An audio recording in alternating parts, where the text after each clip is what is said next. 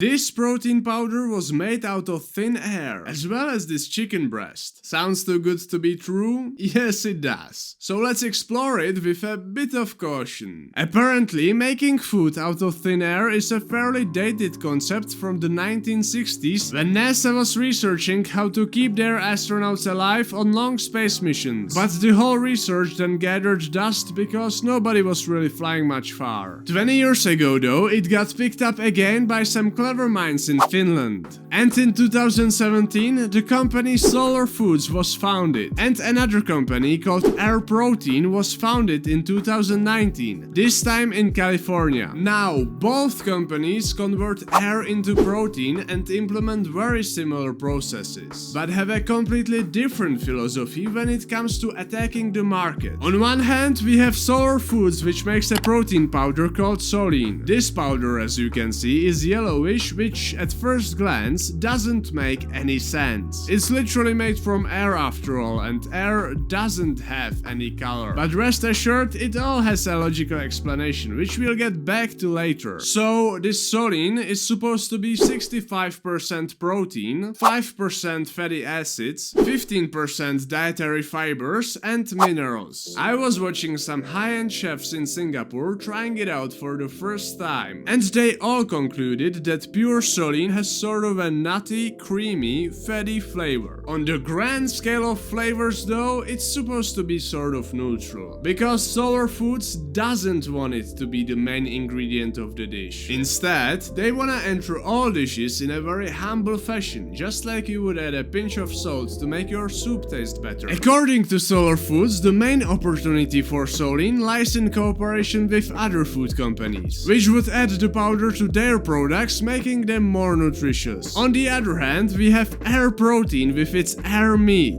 They really aim to be the miracle on the plate. So far, they have 3 versions of air meat: air scallops, air chicken, and air fish fillet. All 3 being crafted from the same base ingredients to my knowledge. The nutrition facts of these bad boys are vitamins, minerals, and all 20 amino acids that we consist of, and it's free from pesticides, herbicides, hormones, and antibiotics. When you go to the Airprotein website, they also claim that by applying a range of culinary techniques to air protein, such as cooking, cracking, or fermenting, they've produced a range of flavors, tastes, textures, and nutritional attributes that allows them to craft meats and other protein-rich foods. How I get it is that they've invented the protein Lego bricks of sorts and can build whatever they want now, which is cool if you ask me. But now, how does this even work? How can you pull a full chicken breast out of thin air?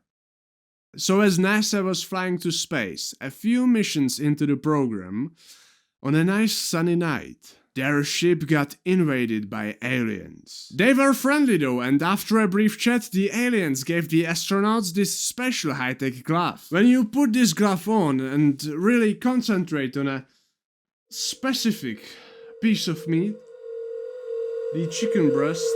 No, just kidding. It would be cool though, you must admit. Anyways, if you are really interested in how it works and want to set up a shop in your garage, here is the recipe. You need a bioreactor, a specific microorganism, a decent amount of them, some food for the microbes, air, water, and electricity. The type of microbes that you want for this are called hydrogenotrophs. They are found in nature and also in our very own bodies. So once you are done hunting for at least a bag and a half of these single-cell organisms, rinse them under cold water and carefully put them into the bioreactor. Ideally, the small round window should be facing the garage door. They like to look outside. Then you need to set up your air filtering machine, which pulls water and CO2 out of the air. You then take the CO2 and feed it to the hydrogenotrophs, and split the water into hydrogen and oxygen. Feed them both. While doing all this, you better start whipping whipping up the growing medium. The recipe for that should be phosphorus, sulfur, calcium, iron and potassium. Maybe some other minerals? I only got a glimpse at the Solar Foods cookbook. Stir the liquid growing medium and add it into the bioreactor. Let it do its thing for about a day. Then put the whole product into the oven at 140 degrees Celsius until it's completely dried out. You should be left with around 1 kilo of soline.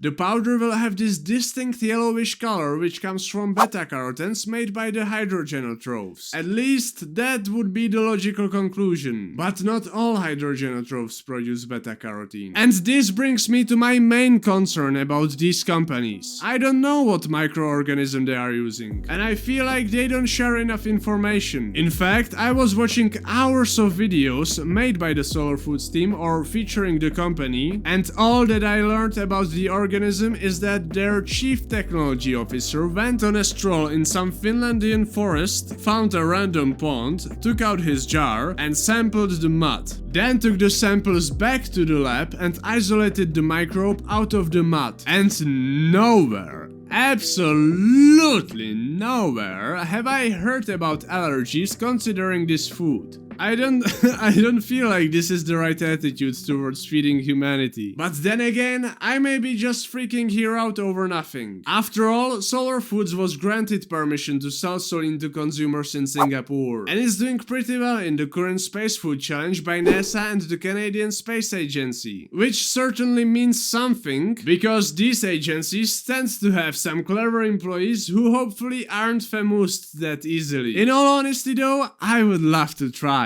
I really wanna experience the creamy, nutty, fatty flavor of the soline ice cream, or pancakes, or pasta, or whatever. I just wanna taste it. Because I believe that inventions just like these are gonna lead the next era of agriculture. And I wanna be a part of it. So let's just hope that Solar Foods and Airprotein aren't the next Theranos.